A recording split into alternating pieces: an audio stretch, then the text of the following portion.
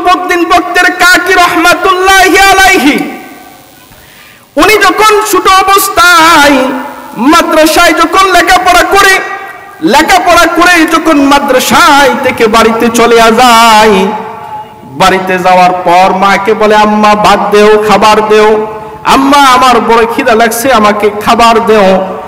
মা কত আল্লাহওয়ালা মহিলা ছিল, মা তার সন্তানকে ঈমান শিক্ষা দিতেছে।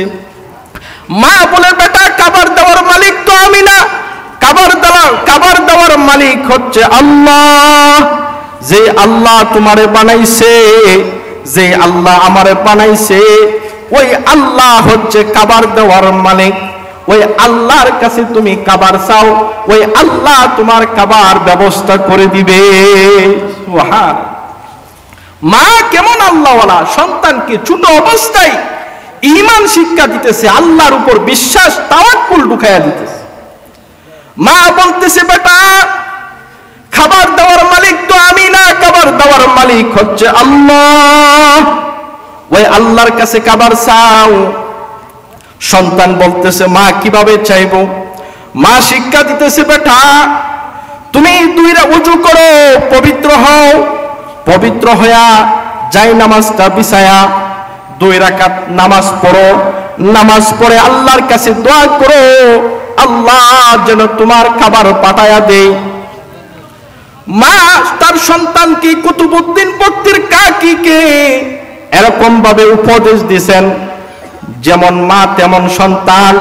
সন্তানটাও মার কথা শুনে ওযু করে যাই নামাজ বিছায়া নামাজে দাঁড়ায়া গেছে। আল্লাহু আকবার। যাই নামাজে দাঁড়ায়া নামাজ পড়ে আল্লাহর কাছে দোয়া করতেছে, আল্লাহ ও আল্লাহ আপনি আমার খাবার ব্যবস্থা করে দেন, আমার বড় খিদা লাগছে, আল্লাহ আপনি আমার খাবারের ব্যবস্থা করে দেন। কিন্তু মা ওইদিকে সন্তান নামাজ পড়ে, অন্যদিকে মা ঘরের কোণার মধ্যে খাবার রাইখা দিছে। সুবহানাল্লাহ। নামাজ যখন শেষ, মাকে বলতেছে, মা আল্লাহ কি খাবার পাঠাইছে কি পাঠাইছে না? মা বলতেছে, ও সন্তান তুমি নামাজ পড়ে আল্লাহর কাছে দোয়া করছো, দেখো ঘরের কোন জায়গায় আল্লাহ খানা রাখছে। সন্তানটা নামাজ থেকে উঠে তালাশ করতেছে, তালাশ করার পর থেকে ঘরের এক কোণার মধ্যে খাবার, অথচ খাবারটা রাখছে নিজ মায়। কিন্তু এটা দ্বারা উদ্দেশ্য হইল সন্তানকে ঈমান শিক্ষা দেওয়া, সন্তানকে বোঝানি যে খাবার দেওয়ার মালিক আমি না, খাবার দেওয়ার মালিক হচ্ছে আল্লাহ। এরকম ভাবে সন্তান খাবার খাইছে। দ্বিতীয় দিন আবার যখন মাদ্রাসায় থেকে লেখাপড়া করে বাড়িতে চলে গেছে, বাড়িতে যাওয়ার পর আবার যাই নামাজ বিছায়া নামাজের মধ্যে দাঁড়ায় গেছে। নামাজ পড়ে আল্লাহর কাছে দোয়া করতেছে, আল্লাহ গতকালকে যেরকম ভাবে আপনি আমার খাবার ব্যবস্থা করে দিয়েছেন, আজকেও আমার খাবারের ব্যবস্থা আপনি করে দেন। কিন্তু মা ঘরের আজকে অন্য জায়গায় রাখছে, বাক্সের ভিতর লুকায়া রাখছে। যখন কুতুবউদ্দিন বক্তের কাকি রহমাতুল্লাহি আলাইহি উনি খাবার যখন প্রতিদিনের নিয়তে আজকেও দোয়া করছে, আল্লাহর কাছে কানা চাইতেছে, কানা চাওয়ার পর মা বলতেছে, ও আমার সন্তান দেখো আজকেও আল্লাহ ঘরের কোন জায়গায় কানি রাখছে, তুমি তালাশ করো। মার কথা শুনে কুতুবউদ্দিন বক্তের কাকি রহমাতুল্লাহি আলাইহি ঘরের মধ্যে তালাশ করতে ঘরের এক জায়গায় গিয়ে কানা পাইছে। কুতুবউদ্দিন বক্তের কাকি রহমাতুল্লাহি আলাইহি উনি তৃপ্তি সহকারে কানা খাইছেন। এরকম ভাবে কয়েকদিন হয়ে গেছে। আরেকদিন মা অন্য বাড়িতে চলে গেছে, যাওয়ার পর কিন্তু ওই দিন মা আজকে অন্য দিনের মতো ঘরের মধ্যে খাবার রাখে নাই।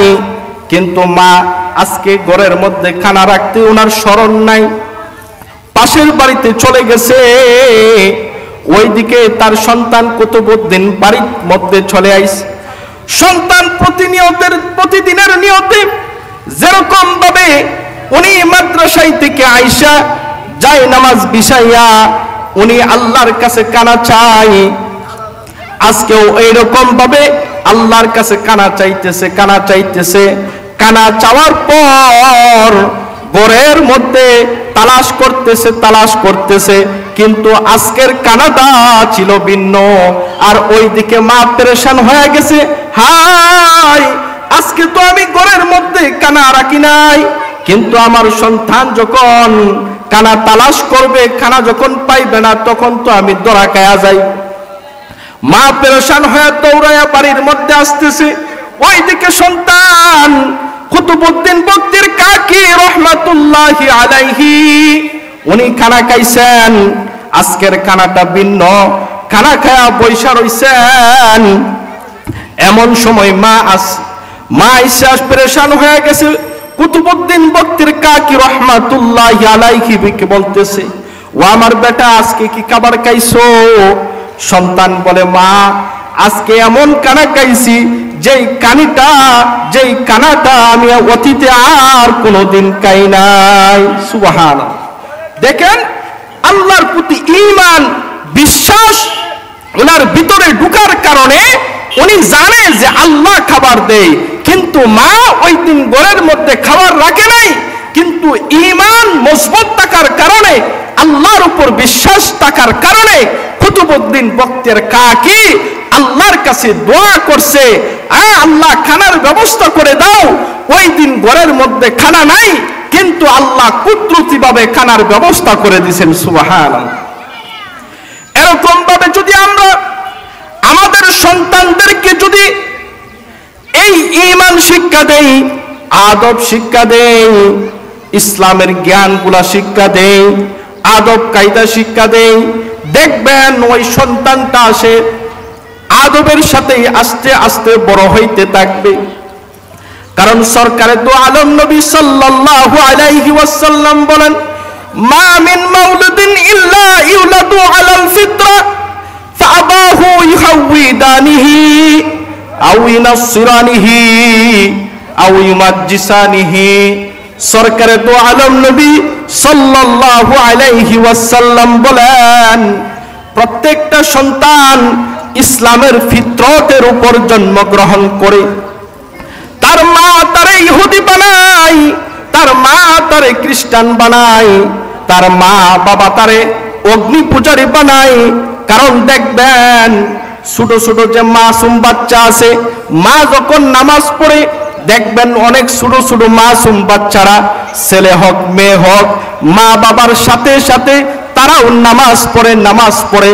মা যখন রুকু করে ওই সন্তানটাও রুকু করে, মা যখন সেজদা করে ওই সন্তানটাও মার দেখা দেখি সেজদা করে। কারণ মা বাবা যা করে সন্তানটা তাই করবে। দেখবেন অনেক মা বাবা আছে মূর্তির সামনে মাথা নত করে, দেখবেন তার মাসুম বাচ্চাটাও মা বাবার দেখা দেখি সেও মূর্তির সামনে মাথা নত করে। এই জন্য আমার মুসলমান ভাইরা ভালো করে শুনুন। আমার এই গ্রামের আম্মাজান যারা আছেন ভালো করে শুনুন। আপনার সন্তান ছোট মাসুম বাচ্চা যেরকম ভাবে আসে, সে মার কাছ থেকে বাবার কাছ থেকে যা দেখবে যা শুনবে তাই সে শিখে শিখে বড় হবে।